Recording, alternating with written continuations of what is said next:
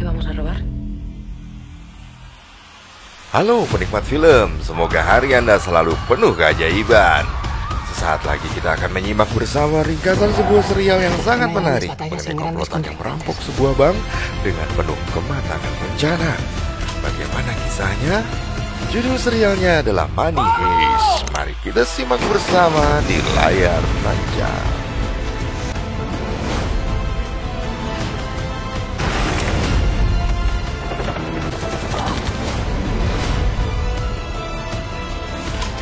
No se puede salir con vida del Banco de España. Es imposible.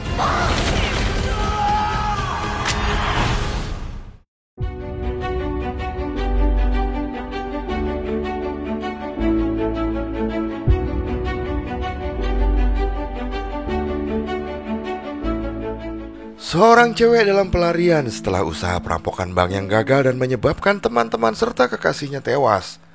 Fotonya sekarang berada di tiap kantor polisi di seluruh Spanyol, tapi sembunyi bukanlah kebiasaannya. Dia menelepon ibunya dari telepon umum dan memintanya untuk pergi tanpa menyadari bahwa polisi menyadapnya. Tepat saat dia akan masuk ke dalam jebakan, sebuah mobil mengikutinya dan pengemudi memperingatkannya tentang penyergapan yang sudah menunggunya. Pria itu mengajaknya ikut dalam perampokan yang luar biasa. Dia memang sedang mencari orang-orang yang siap mempertaruhkan segalanya dan menawarkan perkiraan hasil rampokan yang tak terbayangkan sebesar 2 miliar 400 juta euro. Pria tadi bernama Profesor. Profesor sedang merekrut tim yang dipersiapkan melakukan perampokan luar biasa abad ini. Selama 5 bulan ke depan, dia mempersiapkan orang-orang yang terpilih di rumahnya dan memberitahu mereka tentang detail rencananya. Semua orang yang terpilih tidak diizinkan untuk memberikan data pribadi mereka atau bergaul satu sama lain. Semua orang dinamakan dengan nama kota. Cewek tadi berubah nama menjadi Tokyo. Lalu ada Berlin, dia adalah asisten sang profesor. Dia telah melakukan 27 perampokan besar di seluruh dunia. Kemudian ada Moskow, ahli teknik penjebolan berbagai fasilitas. Dan anaknya bernama Denver, seorang lelaki yang brutal dan kejam. Kemudian ada Rio, ahli teknologi digital. Dia adalah orang yang kemudian dekat dengan Tokyo. Lalu kemudian ada si kembar Helsinki dan Oslo. Mereka adalah ahli militer yang tak kenal ampun. Kemudian ada cewek bernama Nairobi yang telah memalsukan uang kertas sejak usia 13 tahun. Si profesor sendiri tidak memiliki catatan apapun, tidak ada jejak tentang siapa dia sebenarnya. Dia adalah hantu yang sangat cerdas. Perampokan mereka tidak akan mencuri uang siapapun. Orang-orang kemungkinan besar akan berpihak pada mereka. Mereka akan menjadi pahlawan bagi rakyat dan perampokan mereka akan dibicarakan di semua media. Namun untuk mencapai semua itu tidak ada setetes darah pun yang harus ditumpahkan. Tujuan mereka adalah merampok Royal Mint, sebuah lembaga yang mencetak uang. Setelah berbulan-bulan melakukan persiapan, tim pun siap beraksi. Mereka mengenakan seragam merah dan topeng Salvador Dali. Profesor tahu bahwa hanya ada satu cara untuk masuk ke Royal Mint yang penuh dengan pengamanan, yaitu menggunakan truk yang membawa gulungan kertas untuk dicetak menjadi uang. Mereka memblokir jalan dan jalur komunikasi, dan ketika konvoi truk lewat, mereka menyergapnya. Setelah berhasil, semua segera mengenakan seragam polisi. Sementara bis sekolah membawa pelajar dari sekolah di Inggris menuju ke museum yang ada di pabrik. Salah satu siswi duduk sendiri dan sesekali melirik malu-malu ke cowok idola bernama Pablo. Pablo menghampiri dan menciumnya. Tokyo dan Nairobi juga tiba di sana dengan mobil mereka. Mereka harus menemukan seorang gadis di antara para siswa yang diberi nama Lamb. Berlin dan tim lain melewati pemeriksaan dan memasuki Royal Mint dengan aman. Para siswa mulai memasuki museum. Sementara itu, sang sekretaris Monica memberitahu bosnya Arturo bahwa dia hamil. Bos Monica tidak peduli padanya dan pria itu kesal karena sudah punya istri dan 3 anak. Dia juga tidak percaya bahwa anak itu adalah anaknya karena anak-anaknya sendiri didapat melalui inseminasi buatan. Rio kemudian memberitahu tim bahwa alarm telah dinonaktifkan. Dan saat forklift mendekati truk, beberapa anggota tim langsung mengikat semua staf. Para siswa mulai berlarian panik, tetapi Lem tidak ada di antara mereka. Dia dan Pablo mengambil kesempatan di toilet pabrik. Ternyata Pablo hanya menjebak Lem untuk mempermalukannya di sekolah. Lem berusaha mengambil ponsel yang berisi fotonya. Tapi kemudian Tokyo berhasil mengamankan pasangan tersebut. Semua sandera dikenakan penutup mata. Berlin meminta maaf dan meyakinkan semua orang bahwa tidak akan menyakiti mereka. Tetapi semua orang harus menyerahkan ponsel mereka dan memberitahu kode sandinya. Dia juga menenangkan beberapa wanita yang histeris dan mengatakan bahwa dia akan melindungi mereka. Sementara Moskow dan putranya membuka berangkas dan menemukan banyak uang. Denver senang dan menyebut dirinya serta ayahnya sebagai yang terbaik. Moskow mengatakan bahwa dia belum mencapai apapun untuk menyebut dirinya sebagai yang terbaik. Mereka hanya beruntung karena rencana perampokan telah dipikirkan dengan matang. Berlin meminta Monica untuk menjawab telepon dan mengatakan bahwa pabrik ditutup karena alasan teknis. 20 menit setelah berhasil masuk, mereka membuat koneksi analog dengan profesor. Semua sinyal dimatikan, semua pintu dikunci dan semua alarm tidak berfungsi. Tokyo menggantung semua ponsel para sandera di papan tulis. Tokyo mengingat momen beberapa malam sebelumnya. Rio mengunjunginya untuk berbicara tentang perampokan yang akan datang. Dia khawatir rencana tidak akan berjalan lancar. Rio juga mengatakan jika dia serius pada Tokyo. Tetapi Tokyo menyebutkan bahwa keintiman bukanlah cinta. Mereka kemudian berencana untuk pergi ke Tahiti setelah semua selesai. Mereka hanya perlu satu hal untuk itu, yaitu tetap hidup setelah operasi perampokan. Kembali ke Royal Mint, Profesor memerintahkan membuka pintu dan menyalakan alarm. Tim berdiri di depan pintu masuk dengan tas berisi uang dan senjata siap siaga. Para sandera tidak mengerti apa yang terjadi. Arturo mencoba menenangkan semuanya. Dia mengintip memperhatikan tas penuh uang yang berarti perampok akan pergi dan semuanya akan baik-baik saja. Namun Berlin melihat jika Arturo sedang mengintip. Dia melepas penutup matanya lalu mengintimidasi pria tersebut. Mereka ingat pesan profesor untuk tidak membuat jejak tentang hal yang sebenarnya mereka lakukan di sana. Mereka harus sepakat jika datang hanya untuk merampok. Dan begitu penembakan dimulai, mereka tidak punya pilihan selain kembali ke museum. Rencana profesor baru akan dilaksanakan beberapa menit lagi. Tetapi Tokyo tiba-tiba bergerak lebih awal. Sesuai rencana dia harus keluar meninggalkan uang di pintu masuk, menembak di udara dan kembali masuk. Tetapi profesor lupa merencanakan bagaimana jika polisi menembak lebih dulu. Rio tertembak. Tokyo kemudian menyeretnya kembali ke dalam. Denver dan Nairobi berusaha memberi tembakan perlindungan. Tokyo menangis melihat Rio.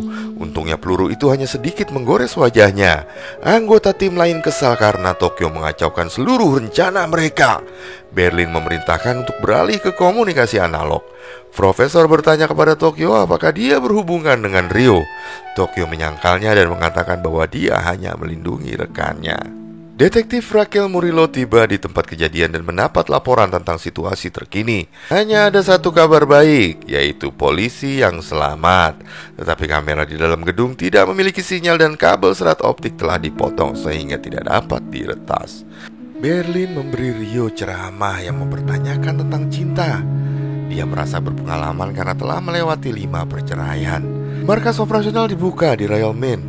Raquel tidak senang dengan kehadiran dinas rahasia. Namun setelah beberapa upaya, Raquel berhasil menghubungi profesor dan sangat senang mendengar bahwa semua orang masih hidup. Profesor meminta maaf atas suaranya yang disamarkan dan meminta helikopter agar mereka dapat terbang ke Brazil. Profesor ternyata mengawasi mereka dan tahu apa pakaian yang dikenakan Raquel dan menyebutkan siapa saja yang ada di dekat Raquel. Wakil inspektur polisi yang bernama Angel ikut bicara dan menawarkan untuk berkenalan dengan seluruh tim. Profesor berbicara kepada semua orang dengan sangat sopan yang membingungkan orang-orang di sekitarnya. Profesor meminta waktu untuk perampok karena beberapa menit tidak cukup waktu bagi mereka untuk pergi, dan mereka bersenjata lengkap. Di kantor, Rio menjaga Lem. Lem bertanya mengapa dia membawanya ke sini. Rio mengatakan padanya bahwa dia ingin melindunginya dan memintanya untuk memakai baju yang sama dengan para perampok. Helikopter berputar-putar di atas pabrik dan penembak jitu mengambil posisi mereka. Lalu kita kembali ke beberapa waktu sebelumnya. Di rumah profesor, tim mendiskusikan apa yang akan mereka lakukan dengan uang yang mereka dapat. Denver ingin membeli Maserati berwarna biru langit, sekolah seni bela diri, dan bar 3 lantai.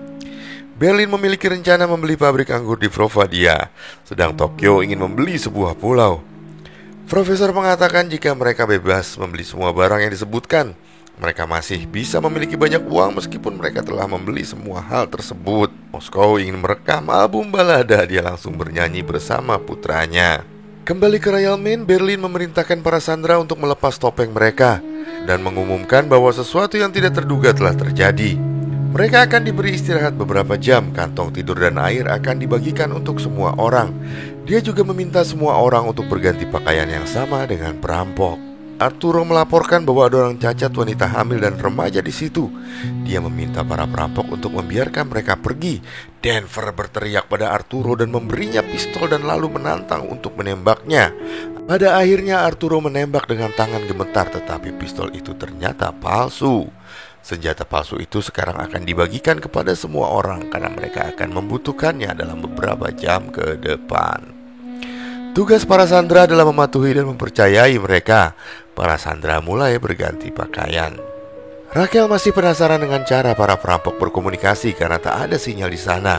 Saat sedang istirahat, dia melihat kendaraan lapis baja dengan pasukan khusus menuju ke arah pabrik. Dia sangat marah dan sekali lagi memberitahu kolonel bahwa tidak akan ada penyerangan. Barulah kemudian kolonel mengatakan jika ada orang yang sangat penting di dalam pabrik. Dia adalah Alison Parker. Dia adalah putri duta besar Inggris yang juga teman dari Ratu Inggris. Oleh karena itu, militer tidak punya pilihan selain melakukan tindakan ofensif. Jika tidak, maka seluruh dunia akan membicarakannya. Kembali ke beberapa waktu sebelumnya, Profesor menunjukkan foto gadis itu yang tak lain adalah Alison Parker dan memberitahu tim bahwa penyerangan akan dilakukan oleh polisi. Polisi juga akan yakin bahwa para perampok tidak akan menyadari siapa yang ada di antara para sandera. Sementara itu, para sandera yang semuanya mengenakan pakaian merah duduk di lantai. Arturo mencoba untuk berbicara tentang Monica, tapi dia mengabaikannya. Nairobi bersimpati pada Monica karena dia telah mempelajari setiap sandera dan mengetahui siapa ayah dari anak itu. Monica mengaku bahwa dia telah memutuskan untuk melakukan aborsi. Tim penyerang telah bersiaga.